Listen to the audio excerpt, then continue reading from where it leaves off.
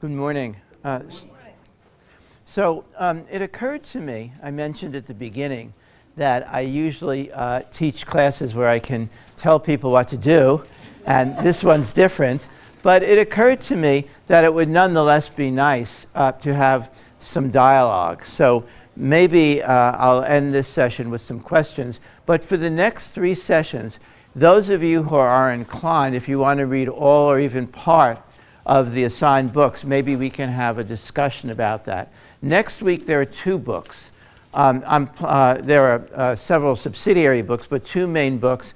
I'm planning to devote about equal time to them. They're both about the same length.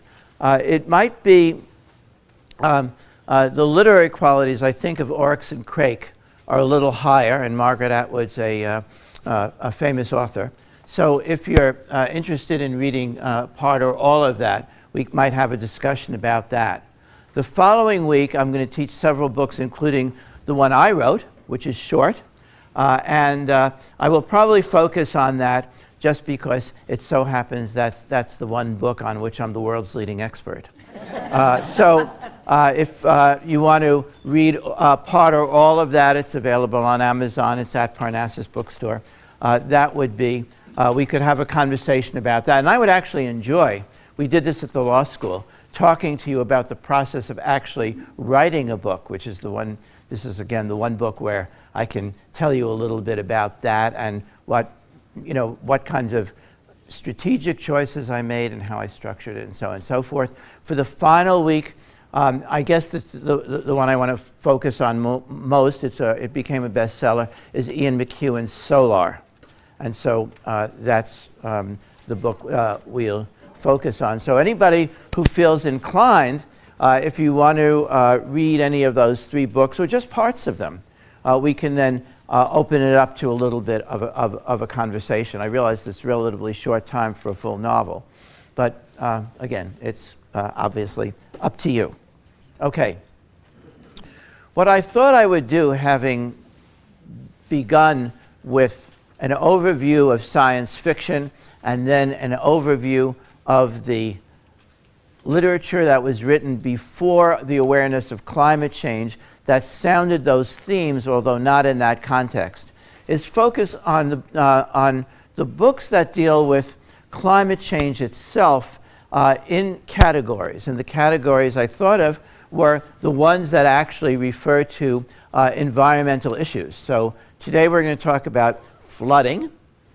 Next week we're going to talk about genetic modification and the dangers or possible dangers of our ability to adjust the biological environment. You will see both those books are books that deal with climate change as well. Both of them assume that there's been a good deal of climate change. We'll talk about the way that climate change and genetic engineering interconnect with each other. The next week we'll talk about heat. One of the reasons I'm assigning, or I want to talk about my book, is that I couldn't find very many books that talk about heat itself as the main impact of climate change. But there are a couple of other books that we'll talk about as well. And then the last session we'll talk about efforts to escape or ways of dealing with the situation. There's been a good deal of debate among people who are concerned about climate change, whether we should focus all our efforts on conservation or we should also be concerned with so-called mitigation techniques, carbon sequestration, putting small particles up into the atmosphere that will reflect sunlight and decrease those 240 watts that impinge on the Earth. You'll recall 340 watts come down from the sun, but only 240 reach the surface, and so there's possibility of reflecting more of it out into space. Okay, so that's the way we'll structure it, and today let's talk about one consequence that a lot of people have talked about, maybe the one that's been talked about most in terms of climate change, which is the possibility of sea level rise. We talked a little bit about this at the beginning of the melting of the Arctic ice cap, so that it's clear water throughout the year, and more significantly, because that sits in the water, but more significantly, the possibility that the gigantic Greenland ice cap will slide into the ocean, and then even more catastrophically, that the West Antarctic ice sheet will slide into the ocean. First, the Ross Ice Shelf, which sits over water, and then the entire West Antarctic ice sheet, which will produce, if that happens, produce flooding on the order of 10 to 30 meters of sea level rise, depending on the scenarios. So this is a map of two provinces, two political entities. The one on the right is Bangladesh, an independent nation, and the one on the left is West Bengal, one of the states of India, the state that includes the metropolis of Calcutta. The area portrayed by these two entities, the area represented by these two entities, which is indicated in green on the map, is about 80,000 square miles, so it's the size of Minnesota. The population is 250 million, almost the size of the United States, and it's mainly low-lying land.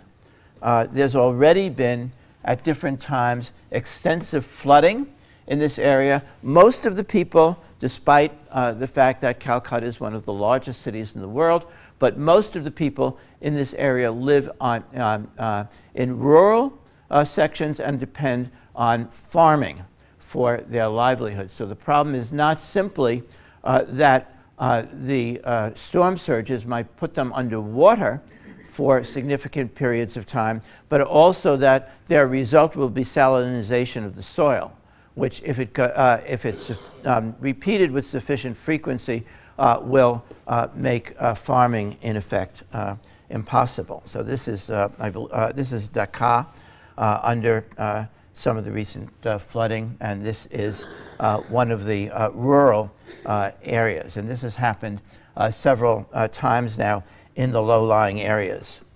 We have low-lying areas as well. Climate Central is a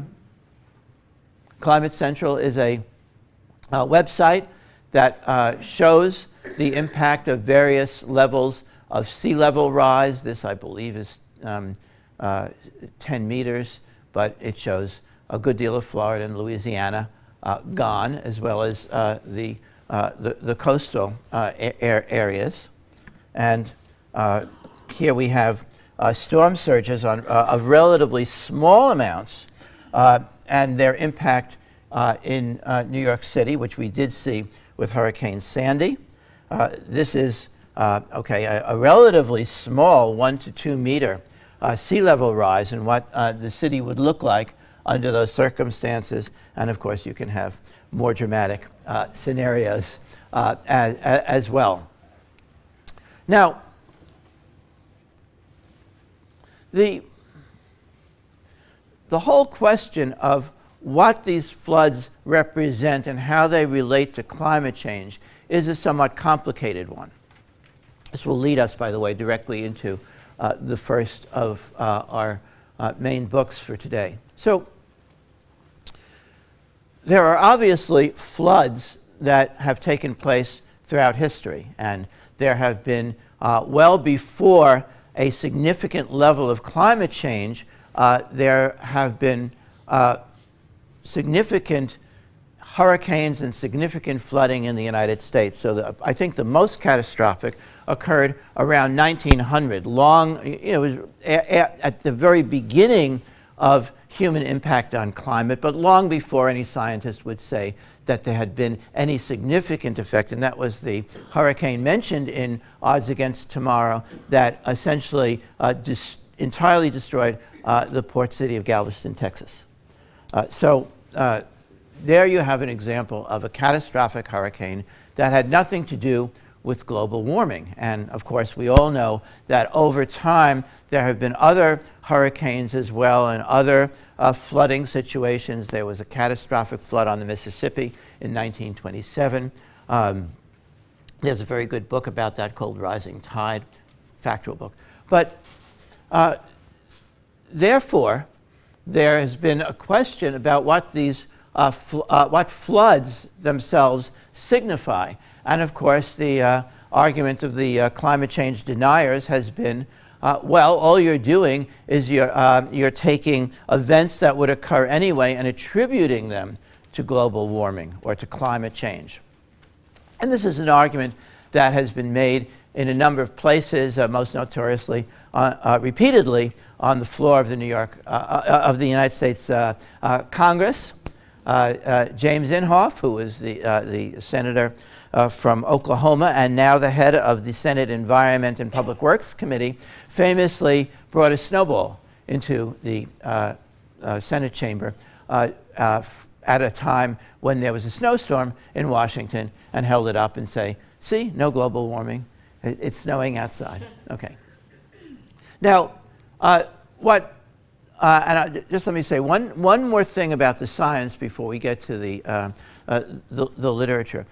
What the argument is not that flooding is something new or that flooding has never occurred before. It's a statistical argument. It's that flooding is going to become more common, more severe, and more frequent. More common, more frequent. And that's the indication. And that's going to start happening right away. So when there was a flood in Charleston, the governor of South Carolina, Nikki Haley, said, this is a 1 in 100-year event. And scientists pointed out that 1 in every 100-year event is going to be happening 1 in every 10 years to Charleston now as a result of climate change.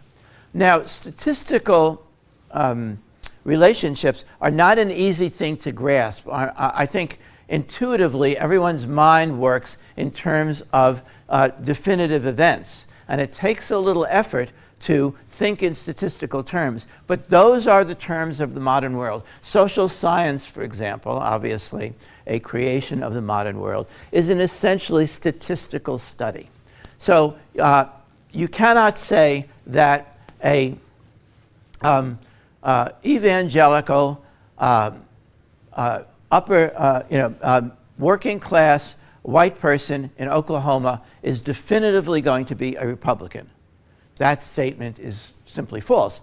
What social science will say is, after doing the survey, there is a 72% chance that that person will be a Republican. And that's the kind of information social science provides for us. It turns out that reality itself is a statistical phenomenon and not a definitive phenomenon. We all think of, it's hard not to, of the electron as a little ball orbiting the nucleus, but we now know that what an electron is a statistical possibility of an event occurring at a given place.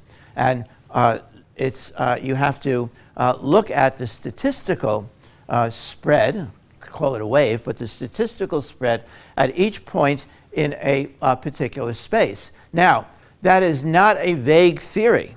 That is the most precise theory we've ever had in science. In other words, the statistical possibility of the electron being in a given place can be calculated using a standard unit of measure. I think it's 12 decimal places. In other words, this is very accurate, but it's essentially statistical.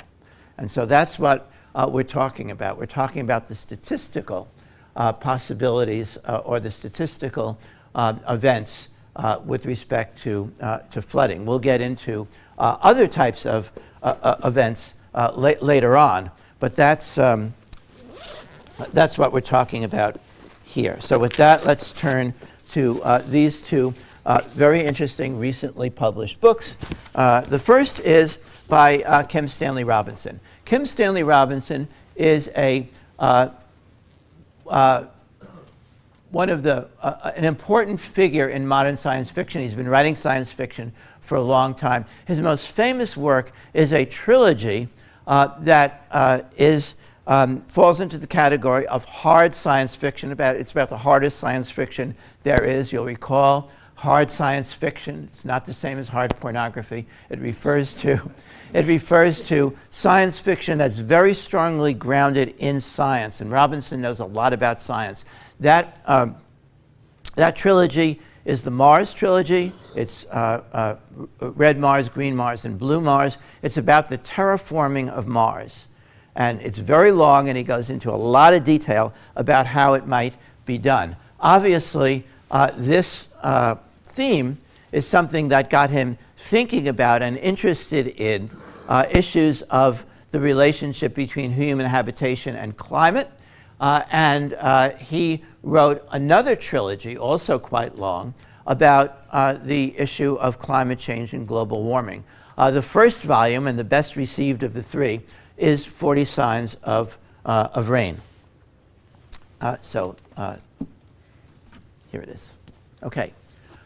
Now, so 40 Signs of Rain is a book that uses a particular narrative technique. So you all know this first-person narrative and this third-person narrative.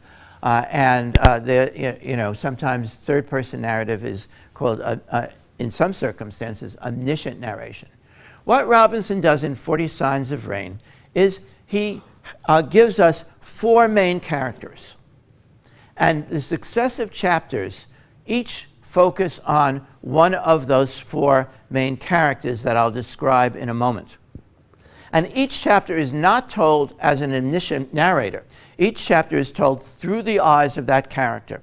So in each chapter, we only see what the character who is featured in that chapter sees. But we have a shifting perspective, not because the narrator is proclaiming omniscience and therefore telling us what each character thinks. The classic example of that is War and Peace, where Tolstoy will go into the mind of each character in the situation and tell us what each character is thinking. He functions as the omniscient narrator. Here we have four point of view accounts, each different people, and the multiplicity is communicated by those four accounts. So the four people are all live in Washington, D.C., and all are involved in working with science, and in one way or another, three of them in Washington, D.C. All of them are involved with NSF, and one is in San Diego and involved with the other three. So the first is a woman, Anna Quibler, her name is, and she is an executive and a funding executive at NSF. She's a very competent woman, and but also an empathetic woman. Robinson, and one of the questions about the book is why exactly he does this. I mean, he may be trying to prove he's a liberal, and that would be sort of independent of the book, but you always have to give the author credit in asking what is the function in the book. So in creating Anna Quibler, Robinson is writing aggressively against gender stereotypes. She is a very competent, career-oriented woman. She is also a empathetic person. She is also a mother. She is married to the second main character in the book, whose name is Charlie Quibler. Charlie, they have two children, an older child, Nick, and a hyperactive toddler named Joe. Charlie is staying home with the children. Now, Charlie is not staying home with the children because he's disabled or because he doesn't have a career or anything like that. Charlie is on his own an extremely competent man. In fact, he's a brilliant man. And what he is he's on the staff of a senator, the senator who is apparently most sympathetic to climate change issues and is trying to get a climate change bill through Congress. His name is Phil Cook in the book. It's not exactly explained, but Charlie, although he's obviously a subordinate, an employee of Phil Cook, is a friend of Phil's. In other words, their relationship is not one of him trying to impress Phil. Why he's working for Phil is he is trying to push Phil to initiate legislation. And his attitude toward Phil is one of total equality. In fact, he's often criticizing Phil for not doing enough on the issue of global warming. Phil likes him, trusts him, and so the two of them are basically colleagues, even though obviously Phil is the senator. So we have in Charlie a very competent person who could easily be the person who goes off to work. But the two of them, Anna and Charlie, sat down together when they moved to DC and asked who is in the best position to work out of the home. And the answer is Charlie, because Charlie is essentially giving ideas to Phil, whereas Anna has to be in the office of the NSF because she's doing a program. You know, she's a day-to-day administrator. And Robinson gives us, maybe at excessive length, but several scenes where Anna is sitting at a desk pumping her breasts because she's feeding the baby on breast milk. So in other words, she is a devoted mother. She's actually, but more than that, she's still fulfilling the biological role of mother. She's nursing this child. She's just doing it using modern technology. But the point being that he's not denying the biological reality that women can do certain things men can't do with respect to children, but they have, as a conscious matter, restructured their relationship so that it's Anna who's working in an office and Charlie who's working at home. Okay. The third character is Frank Vanderwall. Frank Vanderwall is a professor, a biology a biogenetics professor at the University of California, San Diego. He's spending a delimited amount of time, probably a year, that's what he thinks, at NSF running a special program. He's also a brilliant scientist. He's single, and he's not happy about that. He's also a little bit unsettled in his career. He's been doing consulting work for a firm run by a friend of his called Torrey Pines Generique in San Diego. And this firm is trying to come up with new biological products that can be delivered to cells and cure disease. The problem is figuring out a way to deliver these new genetic materials to cells. And so he's been consulting with Torrey Pines Generique when he's back in San Diego. Now, however, he's in DC doing this project, not exactly sure what he's going to do when he gets back to San Diego, but intending to go there. The fourth character is named Leo Mulhouse, and he's running a lab at Torrey Pines Generique. He has two younger people working with him. His names are Brian and Marta. So these are the four people. And you'll notice that only one of them is directly involved with climate change. The other three are biogeneticists. And this is a theme. Why biogeneticists? I mean, this is a theme of the connection between manipulating the environment and manipulating our genetic program that seems to have a strong link, at least in the minds of a lot of people who write about this. Now, scientists who are studying this, of course, don't have that link.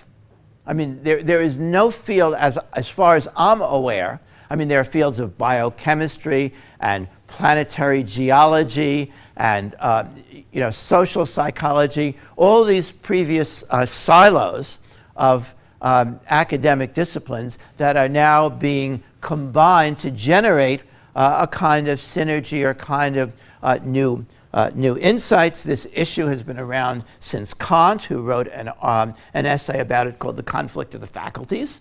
But as far as I know, there is no field of climate change genetics.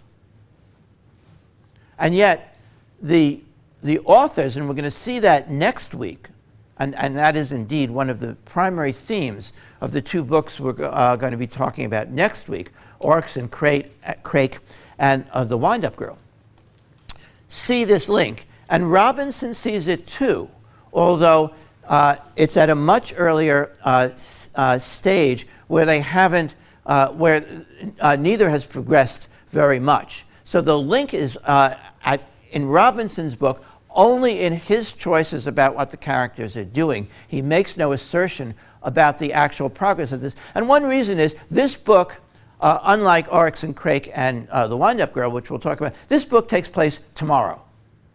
In other words, this book is in the present, really. There's an event that hasn't happened yet, the flooding of Washington, D.C. by a catastrophic storm, which is how the book ends.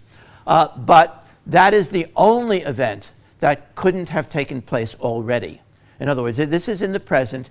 It's an interesting question whether or not it's a science fiction book. It's fiction.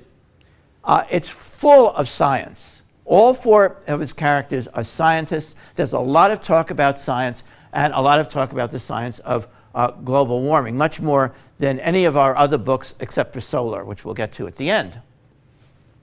I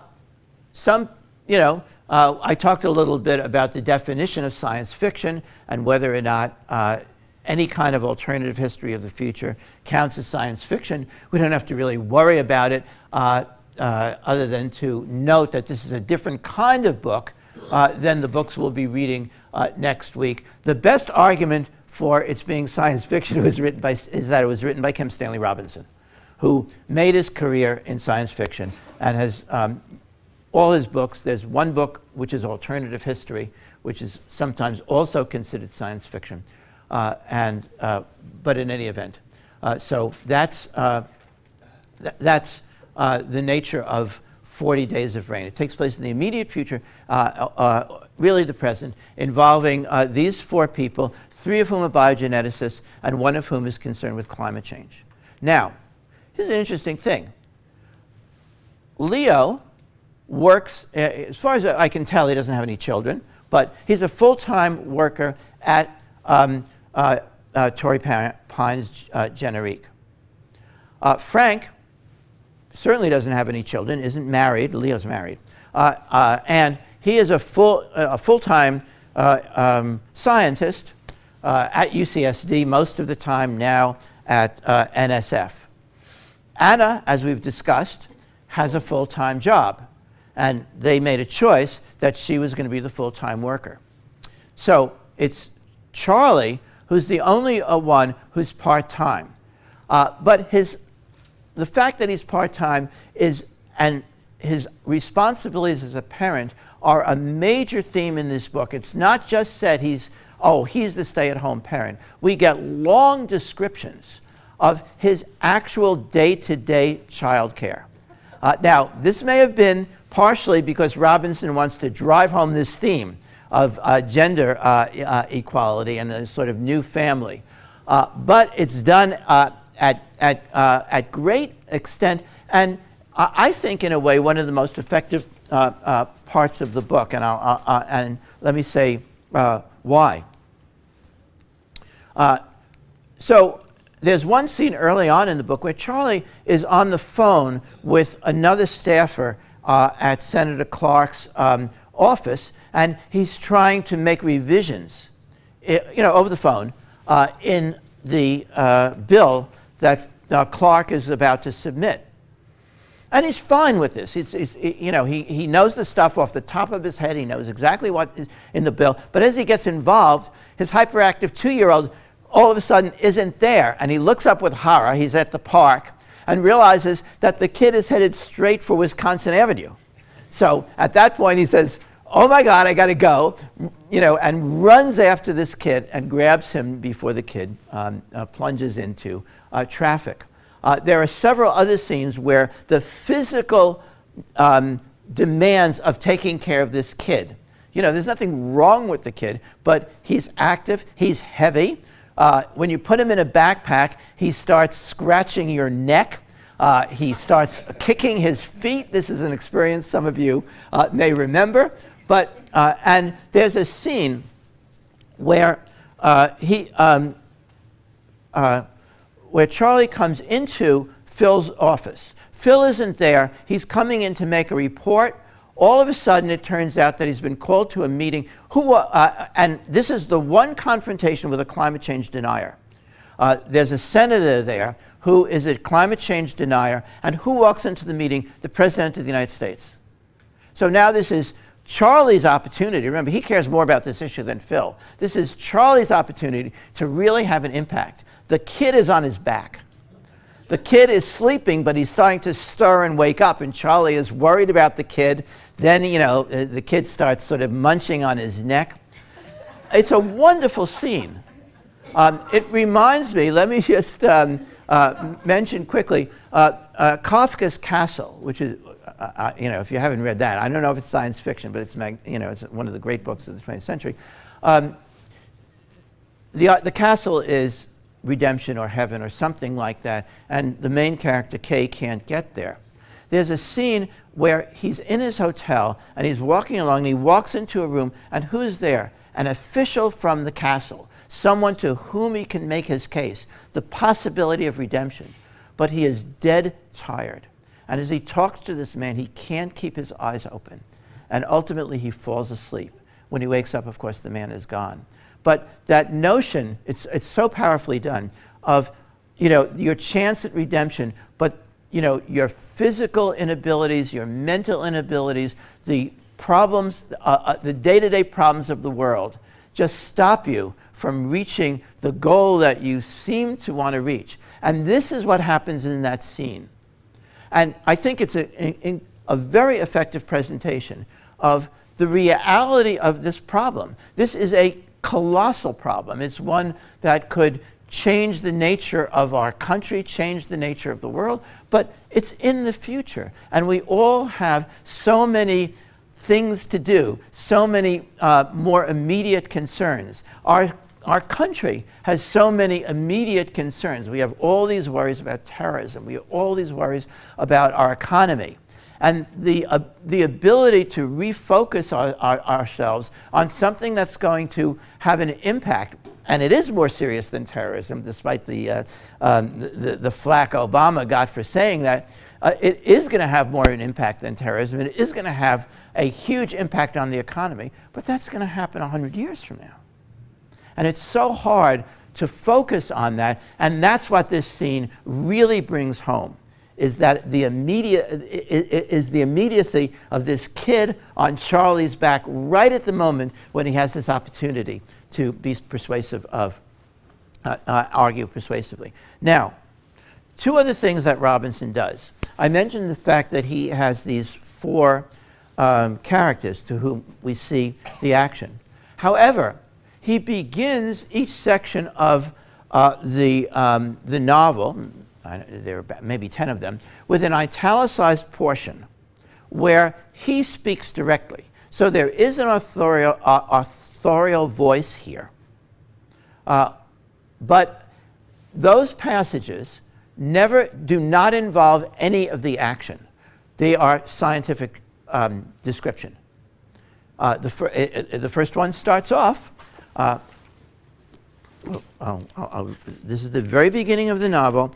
The Earth is bathed in a flood of sunlight, a fierce inundation, on the average 342 joules per second per square meter. That's the 342 watts. That's how he starts off. So this is his voice. It's a scientific voice. And then the most explicit discussion of global warming. The Earth's atmosphere now contains a percentage of carbon dioxide and other greenhouse gases that is higher than it has been since the end of the Cretaceous. This is him speaking. So what is he doing here? Well, he's creating an authorial voice that essentially defines this as a problem. This book is not going to leave this question open. As far as he's concerned, this is a problem. It is occurring. It occurs to me, by the way, I just said 240 watts. It's 340 watts impinging on Earth, and 240 of them have to be reflected into space. But anyway, this is the frame of the book. So the premise is, this is a problem, it is coming, how are we dealing with it? So the book is really a book about survival. How will we survive? How are we going to manage this situation? So the authorial voice operates as a frame. It doesn't have anything to do with the story. You would not learn, if you skip those italicized passages, you would not miss one event within the story. What they do is they set a moral or a normative frame for this book. Now, of the four, Leo gets the least time. The others get about equal time. If you wanted to describe a main character, though, the main character would be Frank. And the reason is that Frank is the most novelistic character of the four. He is the one who undergoes a personal change and a personal journey, which is one definition of what makes something a novel rather than simply a prose story. So according to many critics, Robinson Crusoe or Gulliver's Travels, which were written in the early 18th century, are not novels because they don't have that personal journey aspect to them. So the first novels are Samuel Richardson's Pamela, maybe Fielding's Joseph Andrews, written as a parody of Pamela originally. It's Frank who has a journey. Frank is very troubled about his social life, troubled about his position in the world. He's also a pretty physical guy. He's a very well-rounded guy. He's a very good scientist. He's also a real athlete. He's a rock climber. We see him first taking a break from his boredom at NSF and going out to Rock Creek Park and climbing up the rocks. When he does so, he sees a woman kayaking, and he's really impressed at her physical ability to kayak, and he wishes he could get down from the rocks and try to make a date with her. He can't do that. We next see him when he goes back to Torrey Pines for a brief visit, and it turns out that Marta, the young woman in Leo's laboratory, has in fact had a relationship with Frank. Now she wants nothing to do with him, and when he tries to make a date with her, she tells him to go to hell. He goes off to surf, again to sort of work out his frustrations. Lo and behold, it's on the beach where she regularly goes. She sees him there, she tells him to go to hell again. Okay. The third physical event that Frank has is that he, in response to this bad day with Marta, writes a savage note to Diane Chang, the director of NSF, telling her that NSF isn't doing enough on global warming. And here we have the author's voice. And it's the same point as with respect to Charlie. That is to say, he says, you're involved in all these little projects, you're worried about bioengineering, for example, and all this other stuff, and you're ignoring this colossal catastrophe that's coming. You should restructure the whole program. And of course, NSF, like any federal agency, has to be politically neutral. And he says political neutrality is will lead to disaster in this case. You must make a commitment. He sends this letter to Diane Chang. Then, for what happened, for a reason I'll describe in a moment, he decides he wants to stay in D.C. And all of a sudden there's this letter he's written to Diane Chang, which pretty much is going to burn his bridges, because he basically tells her she's incompetent. So what he does is he breaks into the NSF building using his rock climbing skills, goes down on a Calder mobile, swings into her office to get the memo off her desk. Problem is she's already taken it home. Okay.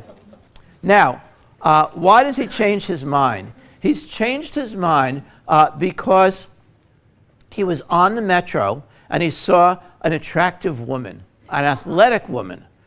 This is the kind of woman he likes, as we know. And he follows her. He follows her just because he likes looking at her. She takes the elevator out of the metro. It gets stuck. They're sitting in the elevator. What do they talk about? They talk about their athletic ability. They wind up passionately making out.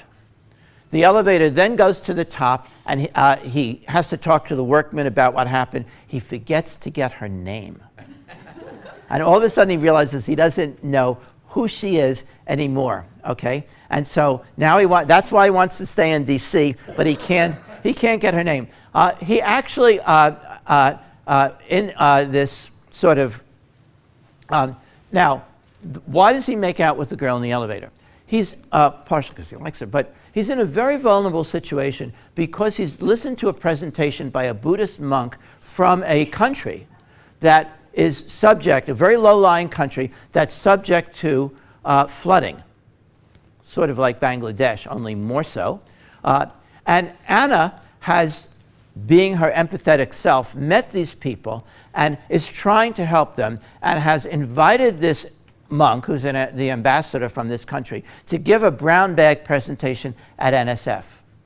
Okay? So Frank is, of course, goes to it just because he's part of the staff. And he goes to it with his usual sense of cynicism. And in the middle of the presentation, the monk turns and looks directly at Frank and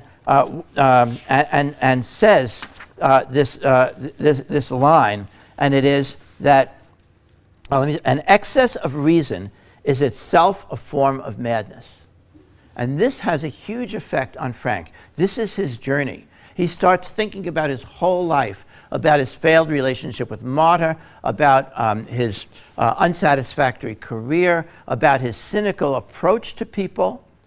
And he's just feeling transformed. He's feeling that he has to rethink everything he's done. That's when he has this interaction with this woman in the elevator. He then he consults Anna about this. And he sort of opens himself up to Anna. It's a sort of a vulnerable thing to talk about. Anna actually tries to use her exceptional executive skills to help him track her down. But in the process, she starts liking him more.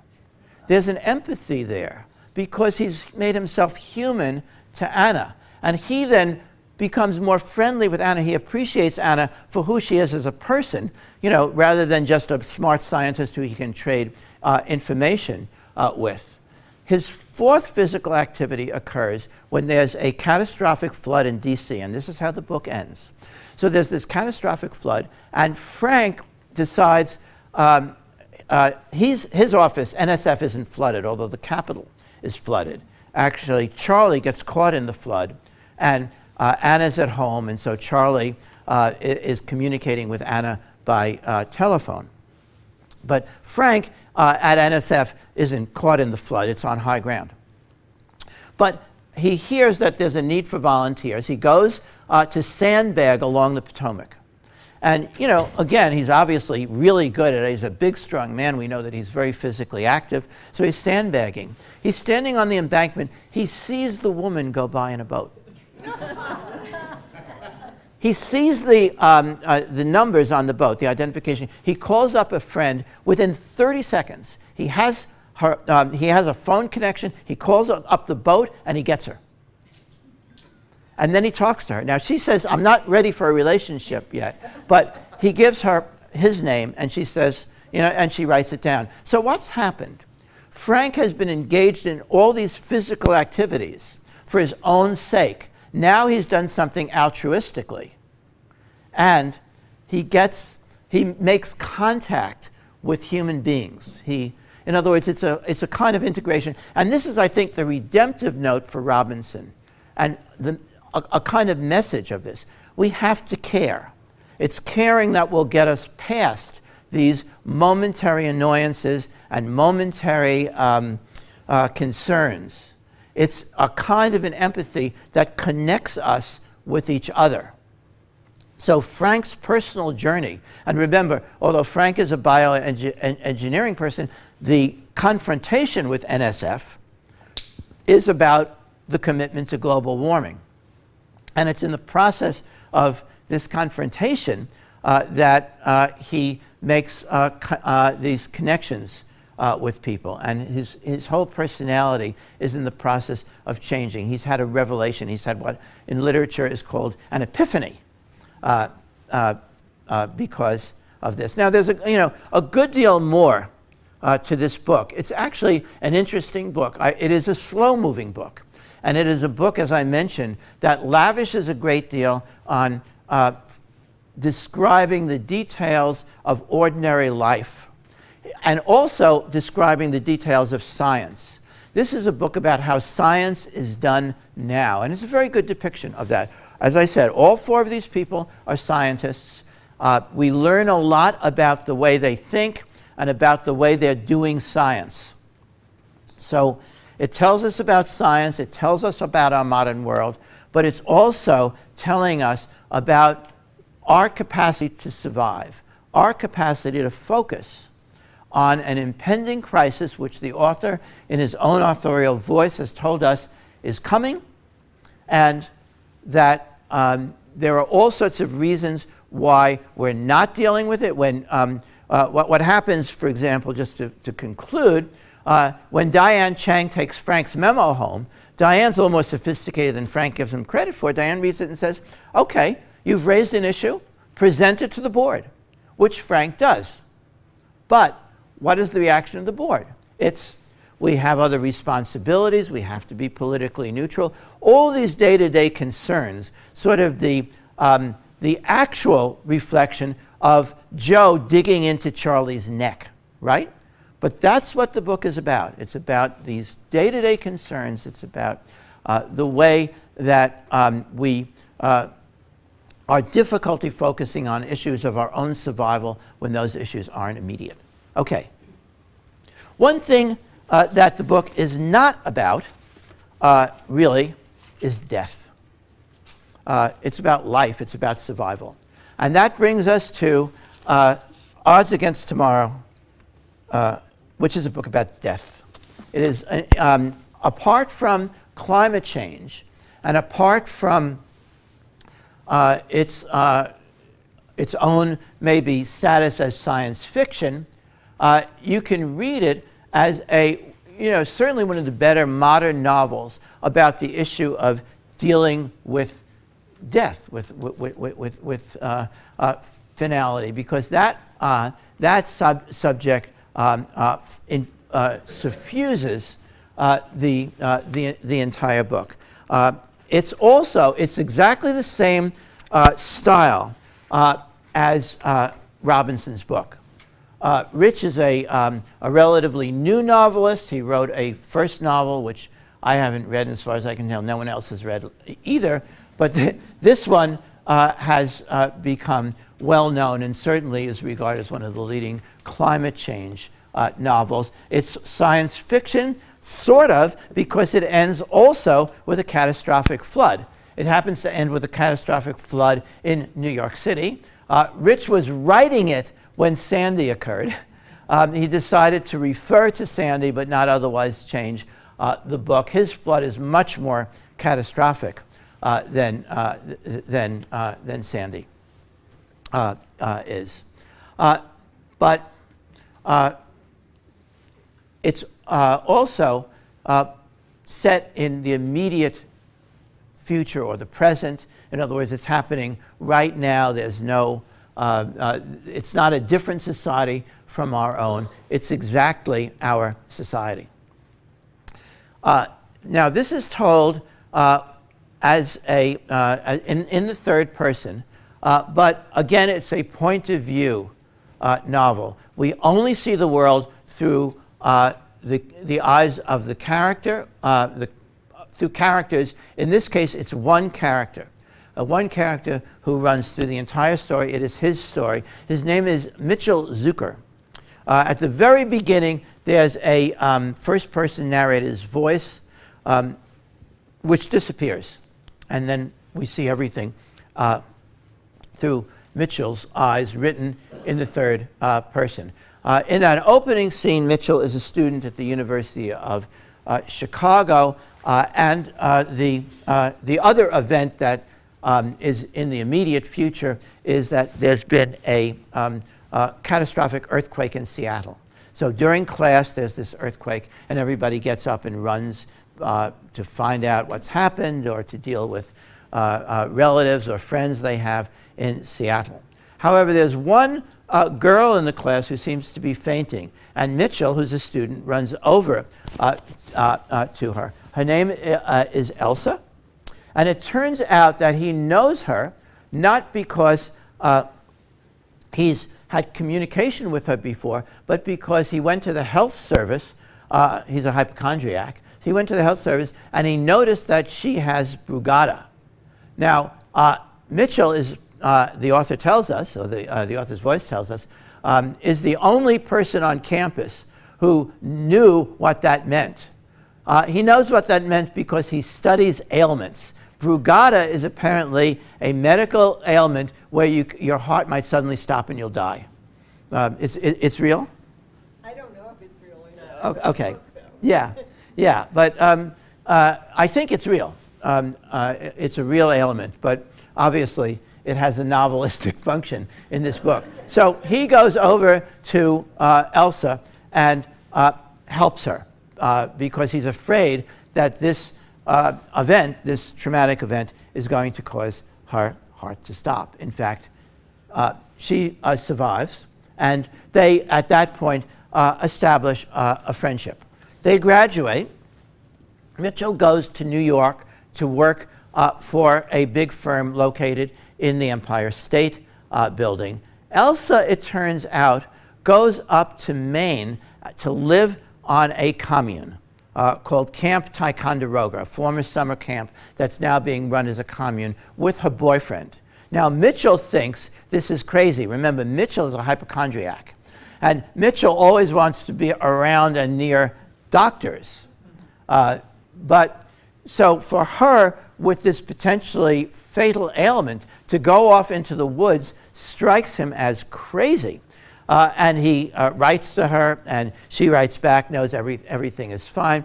And, you know, one of her letters shows a canoe at the bottom with her or some female figure in it with X's on the eyes. And he's terrified because although she seems to mean it as she was sleeping in the canoe, he sees it as her dead.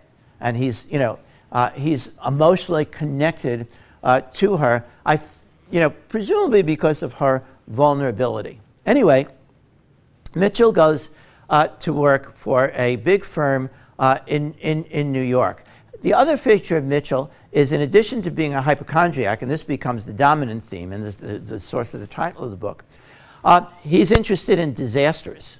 He's interested in all the things that could go wrong in society, and he studies them. So he's looking at how vulnerable our society is. Is it vulnerable to contamination of the water supply? Is it vulnerable to blackouts or failures of the electrical system?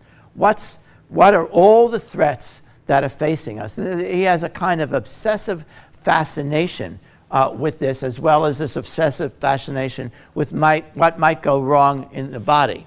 And we see again, we see again this connection between the physical world outside us, the environment, and the biological world inside us. Now, not a question of genetic engineering, of changing that world, but of worrying about it. So, obviously, you can worry about what might go wrong in your body, and you can worry about what might go wrong in society. And Mitchell is a champion warrior and becomes, as you'll see in a moment, a professional warrior about these kinds of issues. So he raises the problem of what would happen if there were a disaster in New York to this firm that has employees all over the Empire State Building. And the head of the firm calls him in and says, well, what's on your mind? And he says, I want to work in risk management for the firm. And instead he gets shunted into some minor office because they figure he's really weird, which he is. In that minor office, he's sitting one day, he sees an ad for a company called Future World. He calls up Future World, and within 2 minutes, the head of Future World, who also works in the Empire State Building, is in his office. So we have to, obviously, it's not unrealistic if you're in the same building. It happens to be 4 a.m. at the time.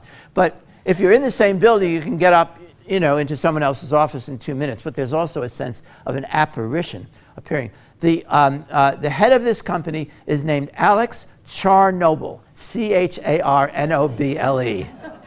Okay, so Charnoble appears in his office and offers him a job with his company, Future World. Here's how Future World makes its money. It tells people what their risks are. This is why Mitchell answered the ad. What are the risks that face your company? And what is the purpose of telling the company that? You would think it's to get the company to take precaution. No.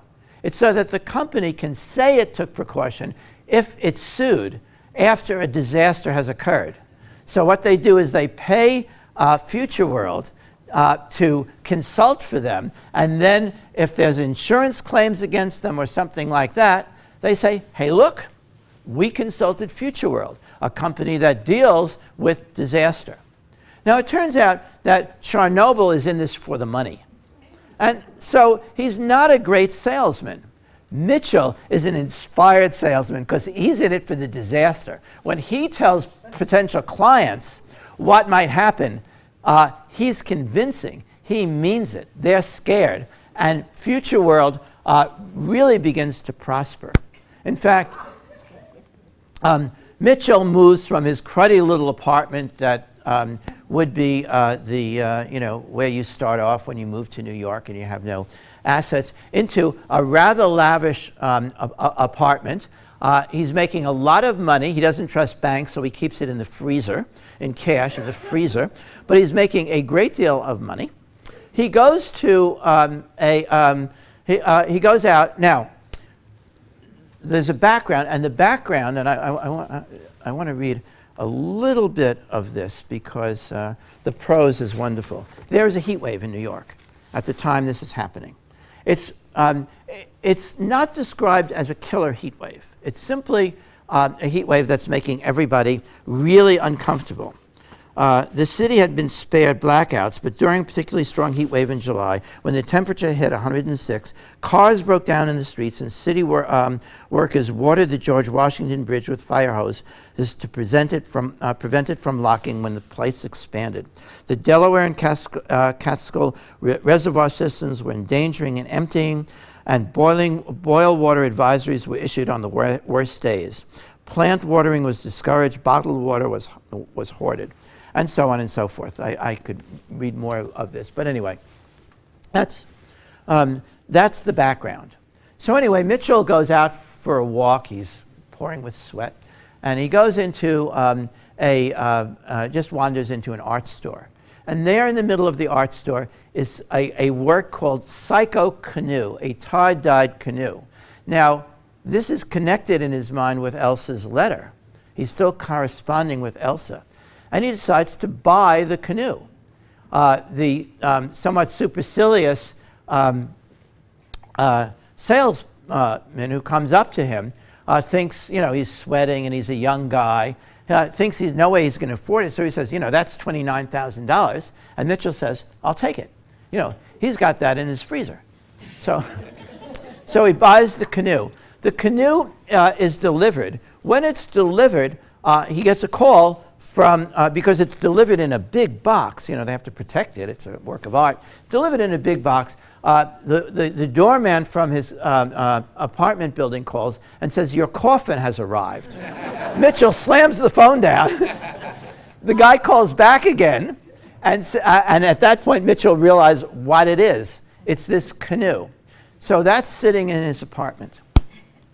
Okay, so Future World is now doing so well that they can expand, and they hire a couple of people. One is a young woman just graduated from business school named Jane Epler.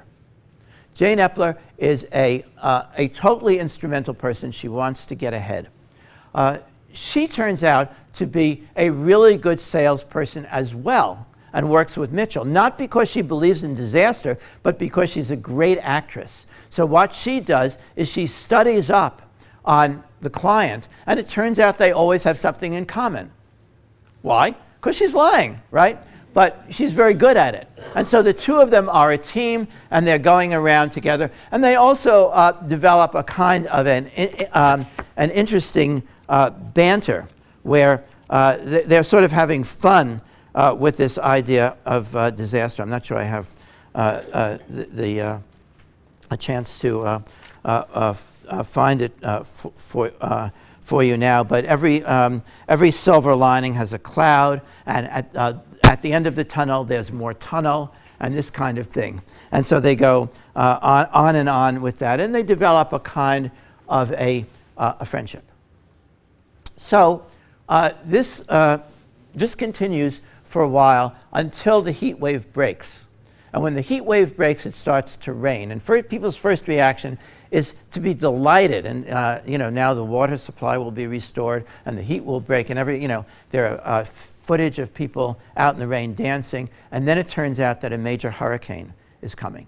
Now, interestingly, Mitchell has become so devoted to his sales work that he keeps going to appointments as the hurricane approaches. And all of a sudden, it's there. And he realizes that he hasn't taken the opportunity to get out of New York, which a lot of people have. He goes back to his apartment, and Jane calls him. Now Jane is scared. She's a very cynical, tough person, but now she's scared.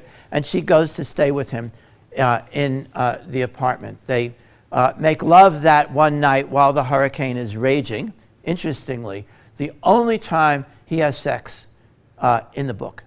So he's a young man. He's perfectly physically normal, but he's an obsessive guy, right? So, but this is his moment. It's described in fairly tender terms. In other words, they do have a feeling for each other, but they're making love while this hurricane rages outside. The next morning, and they've boarded up the window because the wind is so intense, when they unboard the window, New York is completely inundated. All the streets are underwater. Mitchell realizes that they don't have enough food. Remember, he didn't stockpile. He was doing all these business appointments. So what do? They get in the psycho canoe, and they float up north to get out of the city. So now you can see what the author is doing. This canoe was bought by him because of the image in Elsa's letter. His relationship to Elsa is based on her imminent death.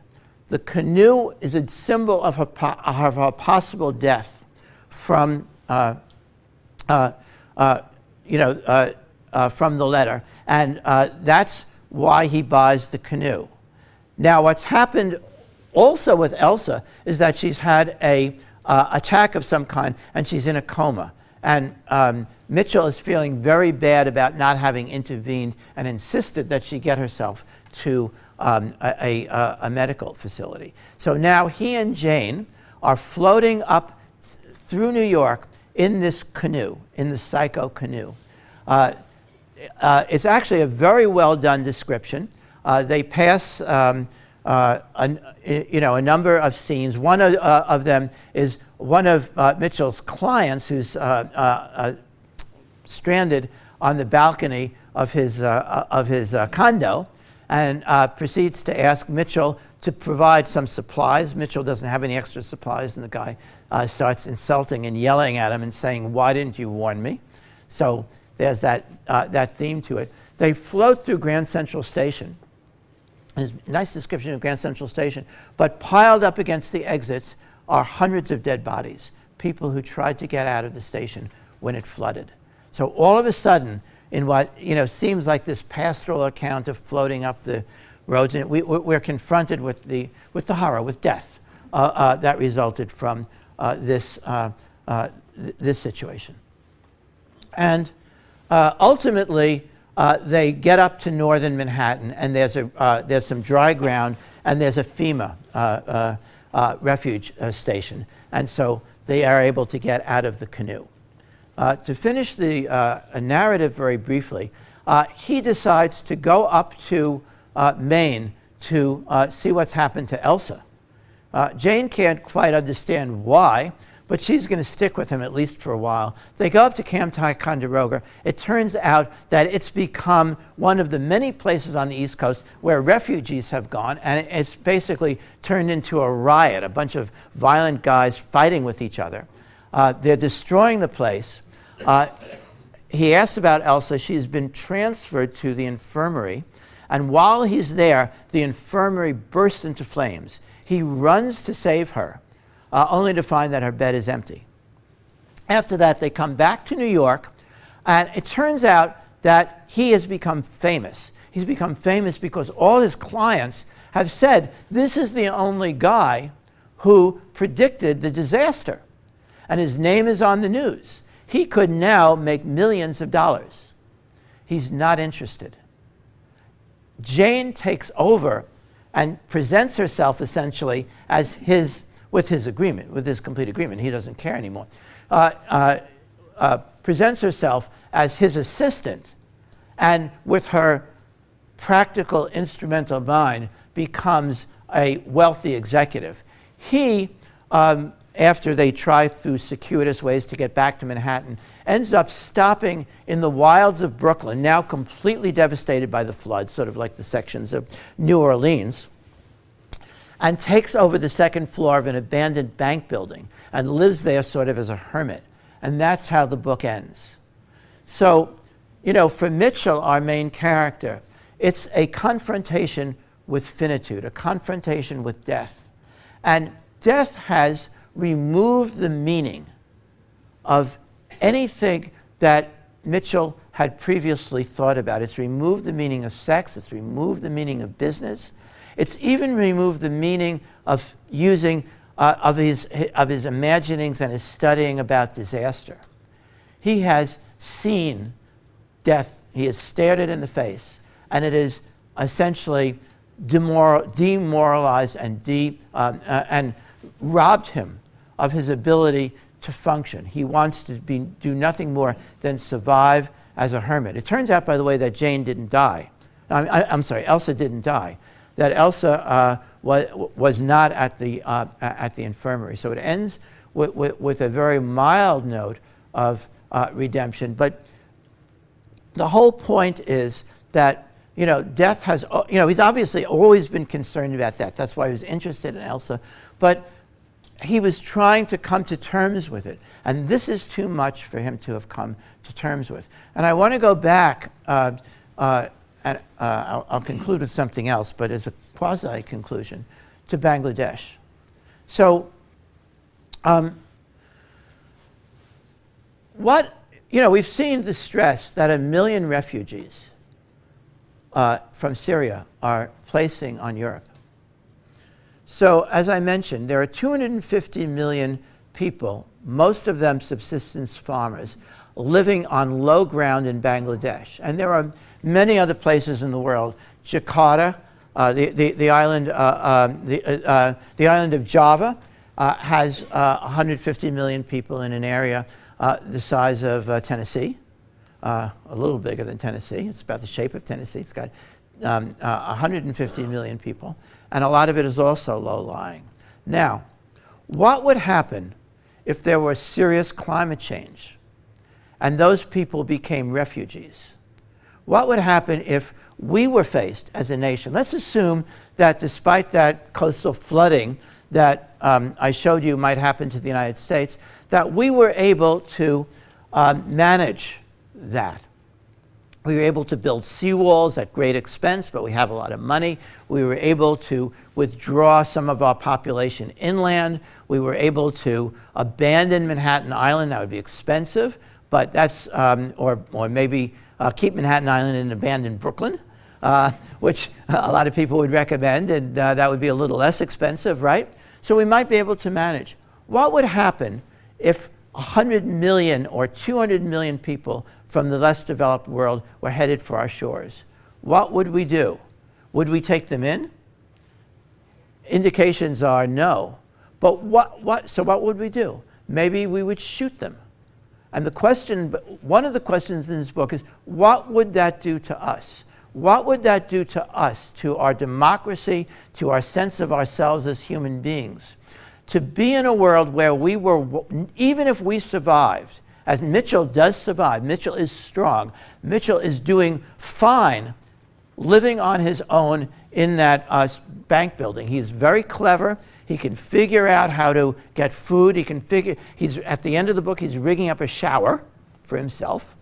But what would it do to us as competent, effectual society to confront that much death in the world and necessarily have to be able not to do anything or anything significant to alleviate it because the problem was just too great, because we as a society had confronted the reality of death that is potentially resulting from global warming. I want to end just with mentioning two other books that are not science fiction at all. They're not written by science fiction authors, and they have no, they don't even have the slightest variation on reality. They describe two real situations.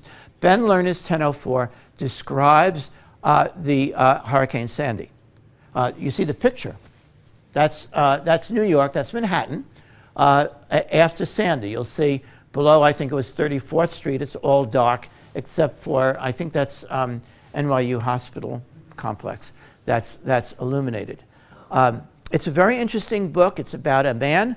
Guess what? He has a potentially fatal heart condition that could kill him at any moment.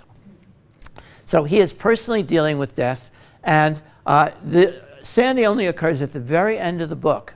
But there's, it's a very interesting discussion of his experience of potential personal finitude and his relationship to the people around him. The author describes it as written at the edge of fiction. It's almost autobiographical. For example, the character in the book publishes a story in the New Yorker. That story is a story Ben Lerner published in the New Yorker. So it has very interesting. In the book, he describes the book jacket. I've never seen another book do that. He says, you know, we walked through 34th Street. He's with a woman. We walked to below 34th Street. It was dark except for the illumination at NYU. And that's what I'm putting on the cover of this novel, to show you. So it's it's an interesting modernist work. Salvage the Bones is about a black family in Mississippi consisting of 4 children. The mother is dead. The father is a drunkard.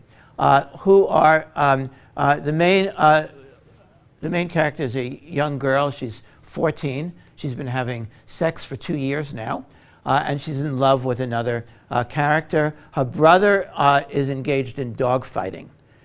He has a pit bull that he's fighting. So this is the situation. In the midst of their concern, Hurricane Katrina comes. The father, who's lost his fingers in an accident that occurs during the action, is ineffectual as usual. The kids have to swim for their lives. The dog drowns. It's another confrontation with this flooding situation and disaster. But these two books are also climate change books. They're not science fiction. They're realistic. They're both quite well done. So in addition to the two books we discussed, both of which I would recommend, maybe Odds Against Tomorrow more strongly, these two books are both interesting novels that also deal with that issue. Okay, we're out of time, but next time we will have some conversation, and we're going to do those two GMO climate change books, Oryx and Crake, and The Wind-Up Girl. Thank you. Thank you very much.